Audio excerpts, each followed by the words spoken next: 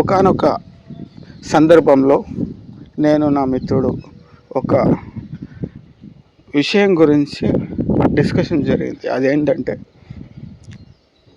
నేను నా యొక్క వాదన ఏంటి, ఇక్కడ ఎవరికి ఏమీ తెలియదు అని. మా మిత్రుడి యొక్క వాదన, లేదు ఇక్కడ నాకు అన్నీ తెలుసు అని ఒకానొక సందర్భంలో మాట్లాడుకోవడం జరిగింది. లేదు నాకు తెలుసు, నాకు అన్నీ తెలుసు అని చెప్పడం, మనకి ఎవరికి ఏమీ తెలియదు అని నేను అనడం, అది కొంత సమయం వరకు వాదన కాస్త వెళ్తా ఉండి ఒక కన్క్లూజన్కి వచ్చేసిండే. ఫైనల్లీ ఏంటంటే ఎవరికి ఏమీ తెలియదు అని. అది ఎలా అంటే, మనం అనుకుంటాం నాకే అన్నీ తెలుసు, నాకు అన్ని విషయాలు తెలుసు, నాకు ఎలా ఉండాలో తెలుసు, ఎలా అని. ఎందుకంటే నీకు తెలిసి ఉండొచ్చు, ఏదో ఒక ఫీల్డ్లో తెలిసి ఉండొచ్చు, ఏదో ఒక పనిలో తెలిసి ఉండొచ్చు. కొంతమందికి డాక్టర్ గురించి పూర్తిగా తెలుస్తుంది, ఇంకొంతమందికి ఇంజనీరింగ్ కావచ్చు, ఇంకొంతమందికి మెకానిక్ కావచ్చు, ఇంకొంతమందికి ఇంకేదైనా కావచ్చు. కానీ పూర్తిగా ఇక్కడ ఏ విషయాలు, అన్ని విషయాలు అయితే ఎవరికి తెలియదు. కొన్ని విషయాలు కొంతమందికి తెలిసినా ఇంకొన్ని ఉంటాయి తెలియని విషయాలు కూడా. సో అది జీవిత ప్రయాణంలో అయితే ఛాన్సే లేదు పూర్తిగా తెలిసే అవగాహన. పనిలో మనకి తెలిసి ఉండొచ్చు కొంత అవగాహన, కానీ జీవితం పట్ల పూర్తి స్థాయిలో తెలిసింది అని చెప్తుంటే మనం భ్రమలో బతుకుతున్నట్టే. ఎందుకంటే మన లైఫ్ స్టైల్ ఎలా ఉంటుందంటే, నేను అనే ఒక అహంకారం మనల్ని ఒప్పుకోనివ్వదు. నిజంగా మనకి అన్ని విషయాలు తెలుసు అని మనం అనుకుంటే, నీ జీవితంలో చాలామందిని కోల్పోతున్నావు. నీ జీవితంలో ఎన్నో తప్పులు చేసేస్తున్నావు. నీ జీవితంలో కొన్ని నిర్ణయాల వల్ల నీ యొక్క జీవిత ప్రయాణం అనేది నువ్వు అనుకున్న మార్గంలో వెళ్ళట్లేదు. అంటే నువ్వు కావాలని చేస్తున్నవని కాదు, అవిట పట్ల నీకు పూర్తి అవగాహన లేదు అని మనం తెలుసుకునే స్థితిలో మనం లేము. లేదు నేను కరెక్టే చేసిన, నేను కరెక్టే ఆలోచించిన, అవును వాళ్ళు కరెక్ట్ కాదు కాబట్టి నేను వదిలేసిన. అంటే మనం ఎప్పుడు చూసినా మనల్ని, మన ఆలోచనని కవరప్ చేయడానికి ప్రయత్నిస్తాం. కానీ ఆ సందర్భంలో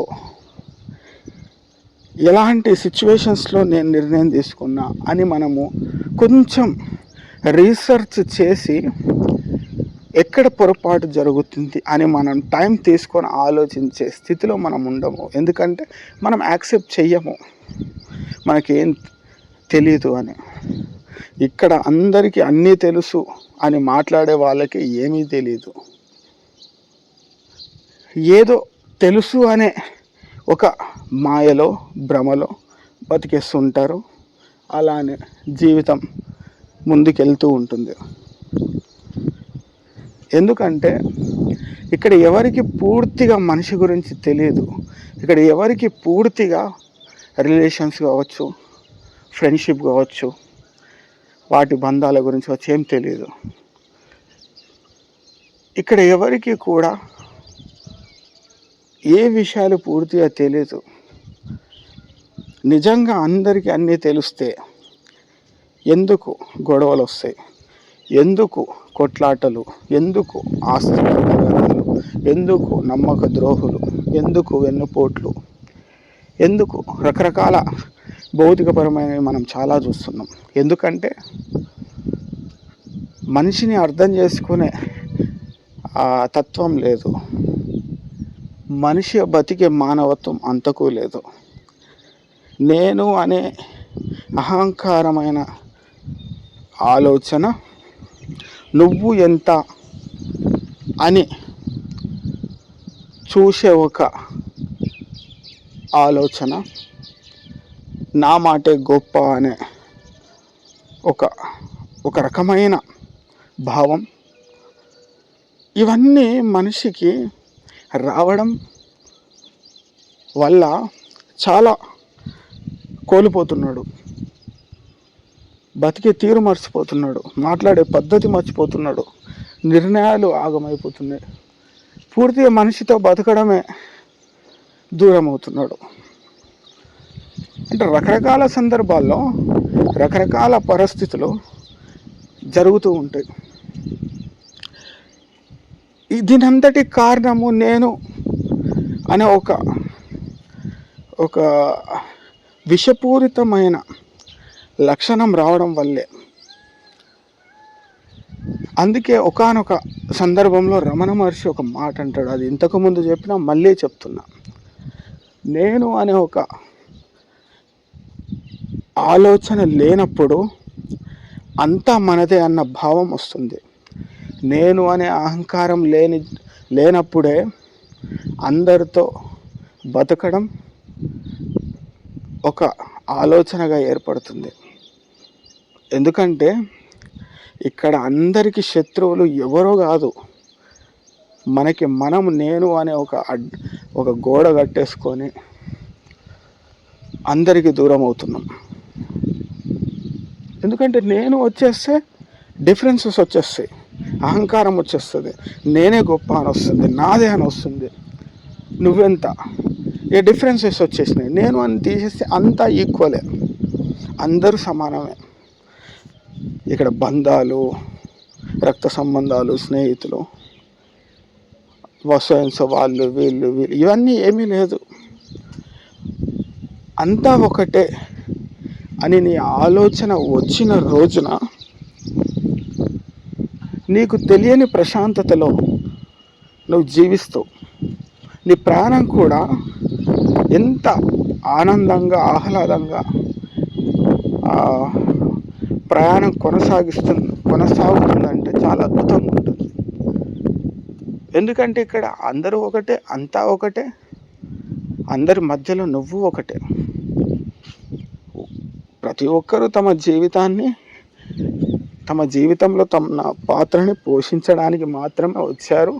కానీ ఆ పాత్రలో కొన్ని అవలక్షణాలు లేకుండా జీవించడమే మనిషి తత్వం. కానీ ఇక్కడ మాయా అనే ఒక విషపూరితమైన లక్షణాలు వచ్చే అవకాశాలు ఉంటాయి. కానీ అవి ఉండకుండా ఉండడమే మనిషి చేయాల్సిన గొప్ప ప్రయాణం. ఇక్కడనే అంతా ఉన్నప్పుడు నువ్వు ఏది చూజ్ చేసుకుంటావు అనేది చాలా ముఖ్యం.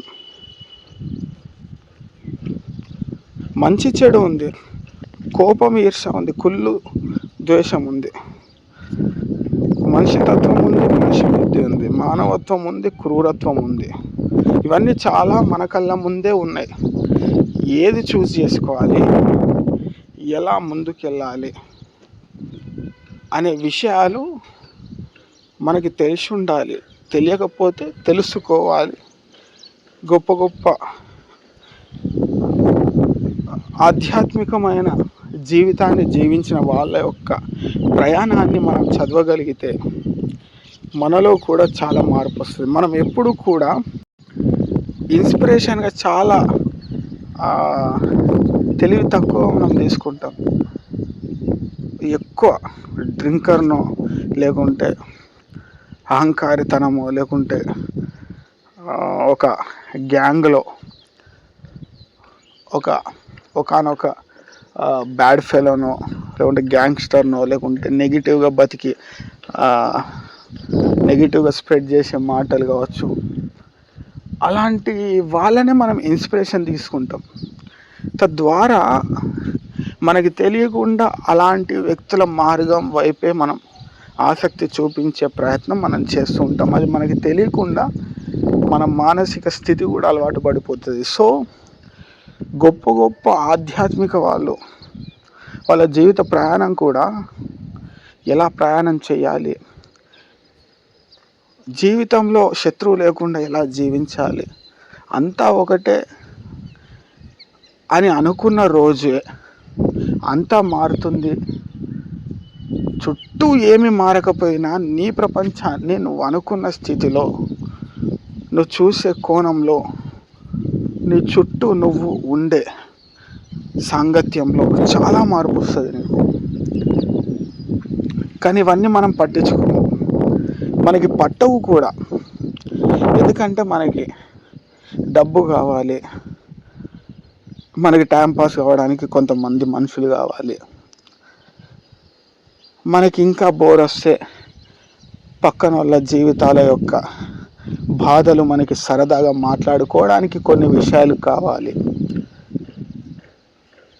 మంచిగా టైంపాస్ చేయడానికి తాగడము, తిరగడము, ఏదో ఒక టైం వేస్ట్ గాసిప్స్, డిస్కషన్స్, ఇవన్నిటికీ మనం అలవాటు పడిపోయినాం.